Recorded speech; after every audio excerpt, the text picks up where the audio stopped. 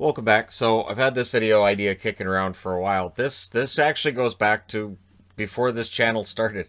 There's always ways to tell when hockey season's back. We're about 2 weeks in, and there's ways to tell when hockey season's back. And there's certain certainties you have when you're watching, and this is sports too. This isn't just hockey, but in this case, with hockey being back about 2 weeks, I was very happy to see some of these topics back. So these are the 10 topics. Refs. Refs immediately. Night one, it's the refs suck. These refs suck. These are this is terrible. This reffing, this is the worst reffing ever. And it's always stuff that's at a like slow motion. They see it in real time. And yeah, and fans call penalties a lot.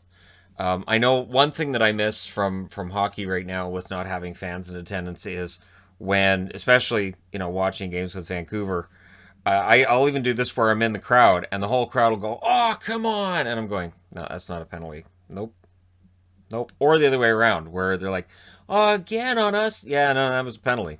Yep. So then the complaining about the refs starts immediately. It is immediate. And then it's the worst refereeing in the history of hockey, and it's just awful, and they have it in for everybody. And then that leads to number two. Number two, hits. So there will always be two sides to the hit, which is that hit was meant to try to murder my favorite player, or nah, that hit was clean. And usually the truth is probably somewhere in the middle, depending on the hit. The Myers hit was the most recent one where NHL player safety went, no, it's clean. And a lot of people went, yeah, by NHL rules, it's clean. My answer is if that's considered clean, then maybe we need to look at making some kind of a change to the rules where just absolutely drilling a guy when you're losing and knowing you're probably going to injure him. But again, once we're having that debate, the sport's back. Number three is the goals, the highlight reel goals. Did you see that goal? Did you see this? Look at this. Check this out. And they're immediate. And it's fun on Twitter because you see them right away.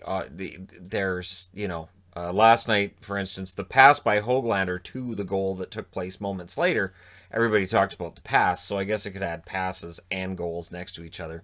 Apologies for not having them both on the board. But yeah, goals. Which leads to goaltenders, goalies. It is a tough position. It is where a goaltender will have one bad game and fans go, well, we need to replace that guy.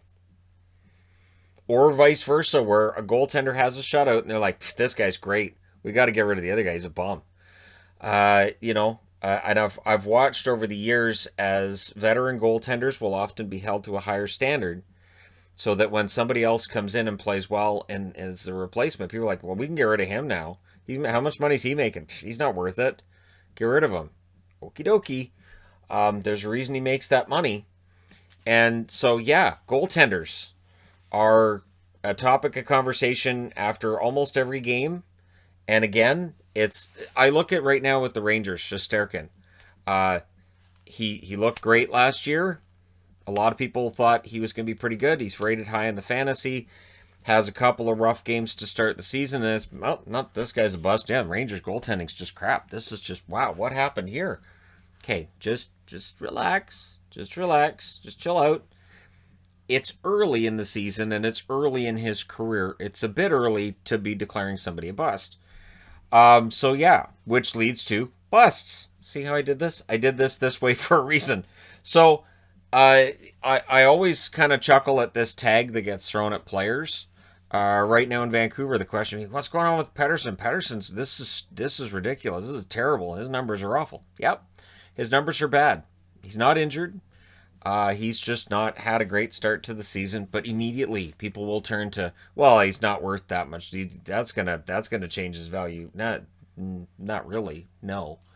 And so immediately it goes to, well, that guy's a bust. How many games does he have? I've already seen it with Lafreniere. The idea that, well, maybe this guy's going to be a bust.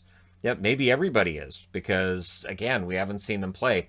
The interesting thing is, and I always use the Alexander Daig option as the example. Daig looked good the first few years of his career. He just never reached that next level, and then his offense started to deteriorate. So you'd get a 50-point season out of him. You go, yeah, that's pretty good. 25 goals, 50 points isn't too shabby.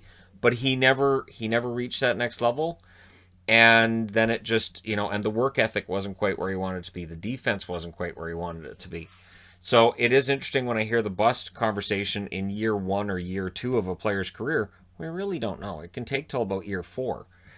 Tire fires and the media and their position in it. It is interesting how quickly certain media, and I think in the Canadian markets this is especially true. Original six markets are bad for this too, where as soon as things are going poorly or there's some setbacks, that people will start jumping on it's the general manager, it's the coach in trouble, who's getting fired, somebody's got to get fired for this. And some fans will feed on this. There are some fans that'll kind of see through it a little bit, or it's like, okay, it's a bit reactionary. Yesterday I did the video on Vancouver, never stated no, coach and GM need to go, but there are some that will make that statement. Mine just being it's early, it doesn't look great, but it's early.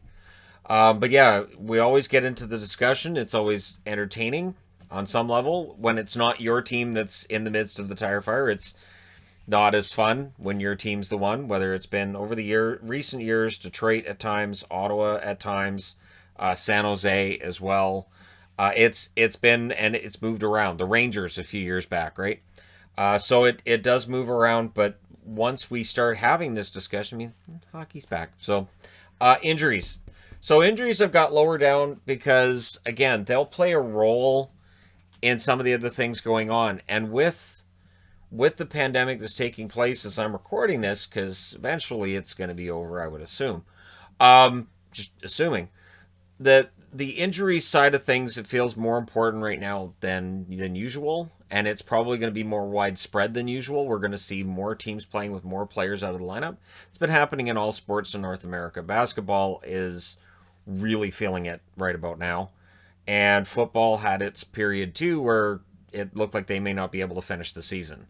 I know when the Denver Broncos went into a game without a quarterback, because all of them were in protocol, it was like, okay, so why are they playing this game? How far can this go? And so a lot of questions get asked. This year we're going to see that with the NHL as well. I don't know how far it's going to go, but we've seen a couple of outbreaks and some players being held out due to protocol, to the point where it's not as big of news as it should be, or probably should be, when you've got 3 or 4 guys out of the lineup. And of course, this all comes back to Gary Bettman. Everything is Gary Bettman's fault. I find it interesting that he is this lightning rod for everything being his fault and nothing being to his credit. So when the NHL finds a way to have this bubble set up and they award a Stanley Cup, he deserved some credit. And the Tampa Bay Lightning wanted him in the first team photo they took. He wasn't in the second one. He's not in the official one, but they wanted him in that first team photo. Why? Because Bettman was the driving force behind getting that Stanley Cup awarded and getting that season finished. He also was the driving force behind getting this season started when there were plenty of owners that said, we'd rather just not play and save more money. So Bettman's been huge at pushing forward an agenda that there are some owners that aren't happy with it. There are definitely players that aren't happy with it, but we get the game back. And we're starting to see all of these conversations, in part because of his hard work. Because when everybody else was saying, let's just close it up and come back in October, he said, no, we need to have a season. And he was insistent on it. So when I see people saying things like Bettman hates hockey, Bettman destroys hockey, Bettman's the worst thing to ever happen to the NHL, I just kind of go, yeah, they're making record profits. Before the pandemic, they were making record profits, meaning I don't think that other owners would necessarily agree. And so even when there are some who are upset with the new CBA or with the way that this whole losing money deal is going to work, he's still not in any danger of losing his job. He's there as long as he wants it. Trades. There's no way to really segue between these two things, so I'm not going to. Trades are always going to be hugely talked about. Trade speculation is and has always been a big deal. I know that the trade deadline is always a big day here on the channel. I know that it's a big day for Sportsnet and TSN here on the northern side of the border as well.